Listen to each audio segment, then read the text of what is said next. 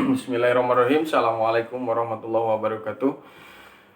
Alhamdulillahirrabbilalamin. Wassalatu wassalamu ala asrofil anbiya'i wal mursalin Sayyidina Muhammadin wa ala alihi washabihi ajmain, amma ba'd. Puji dan syukur marilah kita panjatkan kehadirat Allah subhanahu wa ta'ala bahwa pada hari ini kita diberikan kesehatan jasmani dan rohani dapat melaksanakan kegiatan MPLS ya. Walaupun dilaksanakan secara virtual di rumah masing-masing. Sebelumnya saya akan memperkenalkan diri dulu. Nama saya Ahmad. Saya merupakan salah satu guru olahraga di SMA Negeri 1 Cikembar yang mengampu mata pelajaran PJOK berarti ya. Pada kesempatan ini saya akan menyampaikan sedikit ulasan materi berkaitan dengan penyalahgunaan narkoba. Penyalahgunaan narkoba sebetulnya apa sih sebenarnya penyalahgunaan narkoba itu? Informasi berkaitan dengan narkoba itu sangat banyak sekali ya, baik di televisi atau media-media internet ya, atau bahkan mungkin kalian waktu di SMP, di SD udah ada sosialisasi baik dari kepolisian atau dari BNN berkaitan dengan narkoba ini ya. Nah, di sini saya akan mengulas sedikit ya berkaitan dengan penyalahgunaan narkoba. Sebetulnya narkoba itu berasal dari kata narkotika, ya, psikotropika, bahan berbahaya atau zat adiktif, ya. Istilah lainnya itu nafza. Jadi terdiri dari narkotika, sekali lagi, psikotropika, zat adiktif atau bahan berbahaya. Next. Nah, narkotika sendiri dalam Undang-Undang Nomor 22 Pasal 1 ya tahun 97 itu dijelaskan bahwa zat atau obat yang berasal dari tanaman, bukan tanaman baik sintetis maupun semi sintetis. Artinya dibuat atau dicampur dengan bahan zat-zat kimia lainnya ya. Oke. Selanjutnya next, berkaitan dengan narkotika itu akan menyebabkan ya. Jadi bagi pengguna ini sangat-sangat berbahaya sekali, sangat mengerikan istilahnya ya. Menurunnya kesadaran ya, jadi kesadaran karena menyerang saraf otak. Ya. Kemudian yang kedua ya, menghilangnya rasa sakit secara ekstrim ya, dan menyebabkan timbulnya ketergantungan. Nah itu, jadi ketika udah memakai ya, maka akan menyebabkan kurangnya kesadaran, hilangnya kesadaran, kemudian secara ekstrim rasa sakit ya, menimbulkan rasa sakit yang sangat, dan timbulnya ketergantungan. Oke. Next, Bu. Nah, narkotika dibagi menjadi 3 golongan ya. Golongan pertama itu berpotensi sangat kuat dalam menimbulkan ketergantungan. Wah, ini sangat berbahaya sekali ya, dan menimbulkan ketergantungan. Seperti contohnya yaitu opium ya, heroin dan ganja. Nah, ini hanya bisa digunakan oleh tenaga medis atau kedokteran ya, dan juga penelitian ilmiah ya. Jadi kalau disalahgunakan ini sangat berbahaya sekali ya. Oke, next.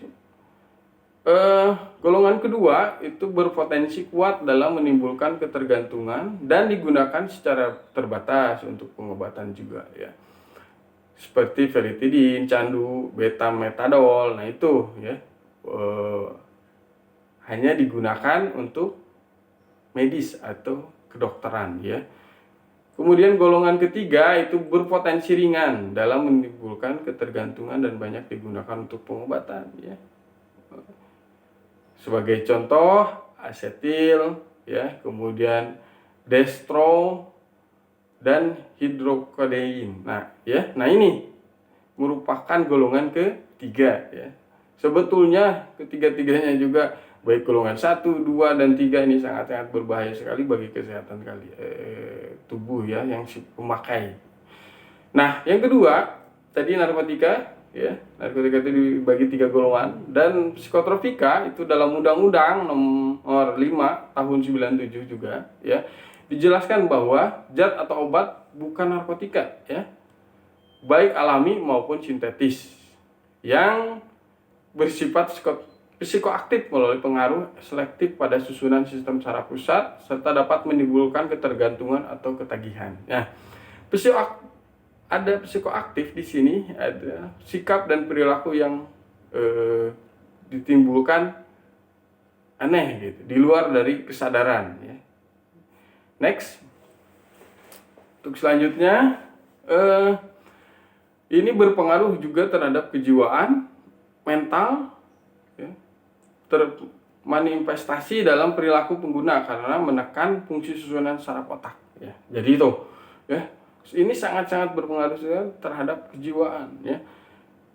Psikotropika juga berpotensi menjadi sindrom ketergantungan. Oke, next. Semoga dari kegiatan MPLS ini pemahaman kalian, kita semua tentang narkoba menjadi lebih terang benderang ya. Oh, seperti inilah penyalahgunaan narkoba seperti itu. Nah, yang kedua, psikotropika ya. Dibedakan menjadi 4 golongan ya. Selanjutnya ya, psikotropika ini menjadi 4. Kalau tadi narkotika itu 3, kalau psikotropika dibagi menjadi 3 golongan. Golongan pertama mempunyai potensi yang kuat dalam menyebabkan ketergantungan dan dinyatakan sebagai barang terlarang. Ya udah jelas ya, dinyatakan oleh pemerintah juga sebagai barang terlarang ya. Sebagai contoh ekstasi, LSD ya, atau DOM. Nah itu sebetulnya seperti di televisi, di berita-berita itu sering ya penangkapan pengedar ekstasi yang seperti itu. Itu sangat ya, artinya selain berkaitan berbahaya dengan badan, dengan tubuh, itu akan berakibat pada kehidupan ya, adanya keterlibatan dengan pihak kepolisian ya. Oke, selanjutnya psikotropika golongan kedua. Golongan kedua bersifat psikoaktif ya, dapat digunakan untuk terapi tetapi hanya akan menimbulkan ketergantungan. Nah, psikoaktif tadi dijelaskan ya, adanya timbul sikap yang aneh di luar nalar atau di luar kontrol ya. Mungkin lebih dari orang gila ya. Kalau orang gila mah perjalanannya itu karena pengaruh kejiwaannya itu normal-normal saja ya. Ini akan mungkin membabi buta istilahnya secara sikap ya. Sebagai contoh amfetamin ya, metamin ya. Nah, seperti itu. Atau istilahnya sabu ya. Nah, itu ya, gak usah ya. Nah, gak usah kalian terlibat atau sampai apa istilahnya, sabu ini kan karena sabu istilah sabu pahamnya itu salah gitu ya. Pemahamannya itu salah. Dan disinilah kita pelajari bersama berkaitan dengan berbagai narkoba itu ya. Yang ketiga, golongan ketiga mempunyai potensi sedang dalam menyebabkan ketergantungan, dapat digunakan untuk pengobatan tetapi harus dengan resep dokter ya. Golongan ketiga ini berkaitan dengan pengobatan tapi dengan dokter, itu ada dokter aja yang bisa, yang paham ya berkaitan, artinya tidak di sembarangan ya, pemakaiannya tidak sembarangan. Oke, sebagai contoh megadon ya. Ini juga sering disalahgunakan ya, dan mungkin banyak lagi yang lainnya.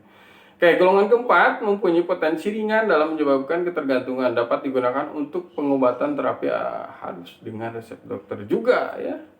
Ya bisa menggunakan penggunaannya hanya digunakan untuk terapi dan dokter ya, dokter yang memberikan resepnya ya. Sebagai contoh obat tidur ya. Nah, ini obat tidur sering kurang nggak ngantuk-ngantuk ini, maka minum obat misalnya hipnotika ya, istilah lainnya obat tidur ini berbahaya ya, sangat berbahaya sekali. Next. Nah, yang ketiga itu tadi udah dijelaskan narkotika ya, kemudian psikotropika, dan yang ketiga zat adiktif atau bahan berbahaya. Zat adiktif itu bahan atau zat yang berpengaruh psikoaktif di luar narkotika dan psikotropika. Jadi di luar dari narkotika dan psikotropika ya.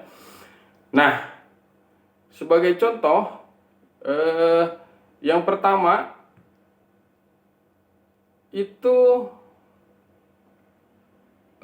apa namanya, minuman beralkohol ya. Minuman beralkohol ini sebetulnya pengedarannya masih mungkin sampai ke pelosok-pelosok, udah sangat masif sekali ya, berkaitan dengan ini, sangat berbahaya sekali ya.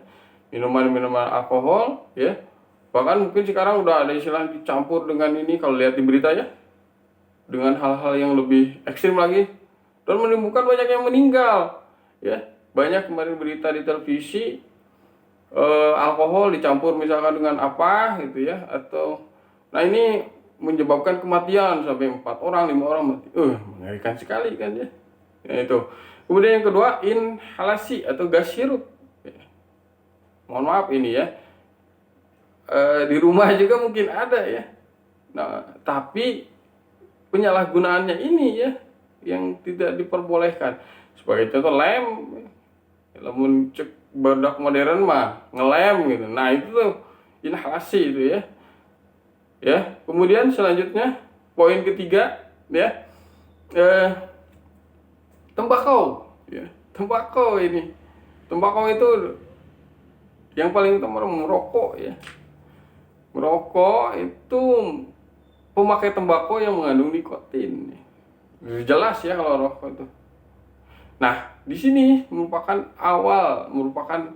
titik awal terhadap adanya keterlibatan pada narkoba. Jadi diharapkan kalian yang mungkin saya tidak yakin juga ya, karena insya Allah anak-anak sekarang itu udah pada paham tentang kesehatan ya, yang udah terjerumus ke dalam dunia perokokan ya, diharapkan berhenti karena di sini adalah salah satu awal mengenai terkaitannya dengan bahayanya narkoba ya, yaitu berkaitan dengan tembakau yang mengandung nikotin ya, seperti itu ya. Nanti pembahasan tentang merokok insya Allah dalam proses pembelajaran mungkin akan diulas ya. Karena merokok ini di lingkungan masyarakat ini udah sangat familiar sekali ya. Oke, jadi itu sedikit berkaitan dengan pembahasan tentang poin narkoba sendiri ya. Nah, yang kedua, yang selanjutnya, akibat dari penyalahgunaan narkoba. Seperti apa sih sebetulnya? Ya. Nah, secara kesehatan sebetulnya udah sangat paham sekali. Mungkin kalian bagaimana kondisi tubuh akan hancur ya ketika adanya si pengguna narkoba ini ya. Istilahnya dengan istilah halusinasi ya. Membayangkan hal-hal yang di luar dugaan atau di luar dari pemikiran, berhalusinasi. Itu efek dari, kalau istilah orang Sunda mah lang-lang ling-ling lah gitu. Itu paranogo ya, pemikirannya itu ya. Nah, kemudian menurunnya kesadaran ya, mendekati orang yang gangguan jiwa. Sadar, kurang sadar, tidak sadar ya. Dan yang selanjutnya akan menimbulkannya kematian. Mati ya, meninggal, naudzubillah min dzalik ya. Pada saat penggunaan narkoba itu meninggal, nah itu jangan sampai, naudzubillah min dzalik ya. Sekali lagi, kemudian secara kehidupan juga kualitas hidup akan terganggu ya. Jadi adanya pemakai narkoba ini kualitas kehidupannya juga akan rumit ya, sulit sekali karena ketergantungan tadi ya. Jadi setiap hari pemikirannya narkoba mungkin. Nah, disinilah harus ada solusi yang harus dilakukan ya. Salah satunya dengan sosialisasi sekarang ya. Melalui kegiatan MPLS ini diharapkan kalian paham sekali tentang bahayanya narkoba, bahayanya penggunaan narkoba, seperti itu ya. Oke. Yang ini di pasal 54 Undang-Undang Narkotika itu disebutkan bahwa pecandu atau pemakai itu atau korban penyalahgunaan narkoba wajib menjalani rehabilitasi medis dan rehabilitasi sosial ya. Rehabilitasi ini lumayan loh, untuk biayanya juga berapa gitu ya. Ini berkaitan juga dengan kehidupan kan, seperti itu ya. Yang selanjutnya berkaitan dengan hukum ya, bagi pengedar ya, terutama bagi pengedar itu dalam artian bukan hanya mengedarkan ya, tapi menanam, ya, atau memiliki, ya, atau bahkan secara lebih besar lagi berinvestasi, misalkan adanya pengiriman dari luar negeri, ya. Nah itu pokoknya keterlibatan berkaitan dengan narkoba itu istilahnya berkaitan dengan pengedar, ya. Nah, sanksi sederhananya paling sederhana aja di penjara 2 tahun, ya, sampai 20 tahun. Bahkan ada yang sampai hukuman mati, ya. Sebagai contoh kemarin ada di televisi, ya, hukuman mati pengedar narkoba, ya, atau pidana seumur hidup, ya. Ini terdapat di pasal 111, ya, sampai 126 Undang-Undang Narkotika. Untuk lebih jelasnya lagi boleh kalian searching di Google bagaimana hukum-hukum berkaitan dengan pengedar narkoba. Oke. Kita sebagai muslim, ya, tentunya juga harus paham betul, ya, dalam Islam juga dijelaskan, ya, dalam Al-Qur'an beberapa surat menjelaskan bahwa terkait dengan narkoba ini dilarang atau tidak diperbolehkan, ya. Dalam surat Al-A'raf, kemudian Al-Baqarah, kemudian surat An-Nisa, ya, dijelaskan bahwa dalam surat Al-A'raf itu surat Al-A'raf ayat 157, ya, dan menghalalkan bagi mereka segala yang baik dan mengharamkan bagi mereka segala yang buruk, ya. Jadi udah jelaskan hal-hal yang baik diperbolehkan dalam kehidupan ini, ya, dalam Al-Qur'an juga. Kemudian hal-hal yang buruk itu sangat diharamkan, ya. Apalagi dengan keterkaitannya dengan narkoba. Narkoba ini sangat berbahaya sekali, ya, karena menimbulkan hal-hal yang buruk bagi kesehatan, bagi kehidupan, ya, bagi generasi bangsa, ya, seperti itu. Dah banyak sekali. Kemudian di surat Al-Baqarah, ya, dan janganlah kamu menjatuhkan dirimu sendiri ke dalam kebinasaan. Jelas, ya, akan menimbulkan kematian, ya. Kemudian yang ketiga di surat An-Nisa juga, dan janganlah membunuh dirimu, sesungguhnya Allah adalah Maha Penyayang kepadamu. Artinya merusak, ya, sampai membunuh diri, ya, membunuh diri, ya, sama aja membunuh diri, ya. Penggunaan narkoba itu dijelaskan bahwa tadi akan menimbulkan kematian, ya. Dalam satu hadis juga Rasulullah SAW menyampaikan, ya, bersabda bahwa melarang dari segala memabukkan dan mufatir, ya. Mufatir itu berkaitan yang membuat lemah, ya, membuat lemah. Artinya lemah dalam artian ketika pemakaian narkoba tadi udah jelaskan bahwa dalam bersikap, dalam berperilaku, dalam mengambil keputusan itu sangat-sangat karena terganggu sekali, akan berkaitan dengan saraf otak itu sendiri, ya. Oke. Jadi baik dalam kesehatan, baik berkaitan dengan undang-undang yang ada di Indonesia atau peraturan yang ada di Indonesia, ini sangat bertentangan. Ditambah lagi kita sebagai umat muslim dalam Al-Qur'an, ya, dalam hadis juga dijelaskan. Mungkin yang non muslim juga sama, ya, ada petunjuknya seperti itu, ya.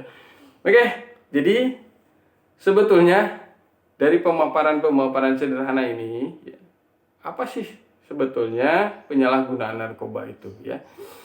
Tadi sudah dijelaskan sedikit pemaparan mengenai penyalahgunaan narkoba. Nah, sedikit akan saya simpulkan bahwa narkotika, psikotropika, dan zat adiktif dapat digunakan oleh dunia kedokteran dan penelitian ilmiah, ya. Jadi penggunaannya itu hanya boleh digunakan oleh kedokteran, ya. Makanya dari situlah istilah penyalahgunaan narkoba itu muncul, ya, sebagai akibat dari adanya penggunaan narkoba yang tidak diawasi oleh tenaga ahli, ya, yang udah jelas tadi menimbulkan adanya ketergantungan yang sangat berbahaya bagi kesehatan, ya, fisik, mental tadi udah dijelaskan, serta masa depan pengguna, ya. Jelas masa depan pengguna atau pemakai, apalagi pelajar, ya, tingkat pelajar itu masa depan cerah dalam proses belajar ketika terjaring oleh kasus narkoba mungkin akan terganggu sekali ya, apalagi berkaitan tadi dengan pengedar ya, sampai di penjara. Gimana kalau sekolahnya kan udah terhenti di situ mungkin ya. Nah, bagi keluarga pastilah sangat kecewa sekali ya. Naudzubillahi min dzalik. Dan bagi bangsa Indonesia tentunya ya, karena narkoba ini sangat mengganggu dalam keluarga ini kan. Bagaimana nanti tadi saya bahas kembali ya berkaitan dengan keluarga. Uang udah dikeluarkan sebanyak-banyaknya untuk menyekolahkan kalian ya. Misalkan naudzubillah ya, jangan sampai terjadi. Insya Allah lah anak-anak sekarang tuh udah pada pintar, paham berkaitan dengan narkoba ini ya. Orang tua udah menyiapkan uang untuk sekolah dan lain sebagainya ya. Jangan sampai pengalihan atau penyalahgunaan juga keuangan rumah ini ya, keuangan orang tua, oke, dengan hal-hal yang tidak baik. Oke. Dari pemahaman ini, solusi atau upaya yang harus dilakukan ya. Kita sebagai umat manusia yang beragama ya, yang paling penting adalah mendekatkan diri kepada Allah Subhanahu wa taala ya. Kemudian yang kedua, menjaga pola hidup ya. Jadi pola hidup yang sehat ya. Pola hidup yang sehat tuh dari makan ya, kegiatan aktivitas olahraga ya. Nah itu ya, jadi kegiatan-kegiatan dalam kehidupan sehari-hari itu harus diatur pola hidup sehatnya ini ya. Jadi daripada main nongkrong seperti itu ya, yang akan menimbulkan pergaulan dengan hal-hal yang negatif, dengan lingkungan yang kurang baik ya, misalkan ya, mending berolahraga. Cari kegiatan olahraga yang kalian minati atau menjadi favorit lah ya. Silahkan berolahraga ya. Dengan berolahraga selain tubuh sehat ya, aktivitas kegiatannya juga insya Allah positif ya. Karena selain mendekatkan diri kepada Allah ya, pada Tuhan yang Maha Kuasa, kemudian menjaga pola hidup, itu lingkungan sosial juga sangat berbahaya ya. Lingkungan sosial yang negatif ya, kecuali yang positif yang harus bergaul dengan lingkungan ya. Makanya daripada bergaul dengan lingkungan yang kurang baik ya, atau udah paham nih teman kita nih ada yang udah mulai secara sederhana aja merokok gitu ya. Misalkan kalian ada yang tidak merokok nih, bergaul dengan yang merokok, mungkin 3 atau 4 bulan kemudian akan ikut juga merokok. Ini sederhananya saja ya, seperti itu. Jadi upayakan menghindar teman-teman yang mendekati ke pemahaman atau penggunaan narkoba ya. Nah, jadi seperti itu. Lingkungan sosial juga sangat-sangat berpengaruh terhadap penyalahgunaan narkoba itu sendiri ya. Oke. Next. Mungkin secara singkat itu pemahaman yang kita bahas hari ini berkaitan dengan penyalahgunaan narkoba. Jadi dimohon kepada kalian sebagai generasi bangsa, generasi yang akan menjadi tulang punggung bangsa ini, menjauhilah narkoba ini ya, penyalahgunaan narkoba ini ya. Jadi penyalahgunaan narkoba atau narkoba ini hanya dapat digunakan oleh tim medis atau kedokteran dan juga penelitian ilmiah. Mungkin itu aja yang bisa saya sampaikan. Kurangnya mohon maaf karena informasi berkaitan dengan narkoba ini sangat banyak sekali. Bisa kalian lagi tambahkan lagi informasinya baik terutama dari internet atau buku-buku sumber lain yang sangat lebih luas lagi pemahamannya. Karena waktu yang terbatas juga. Jadi terima kasih sekali lagi. Semoga apa yang saya sampaikan bermanfaat dan menjadi ilmu bekal bagi pemahaman kalian berkaitan dengan narkoba ini ya. Terima kasih. Saya akhiri dengan Assalamualaikum warahmatullahi wabarakatuh.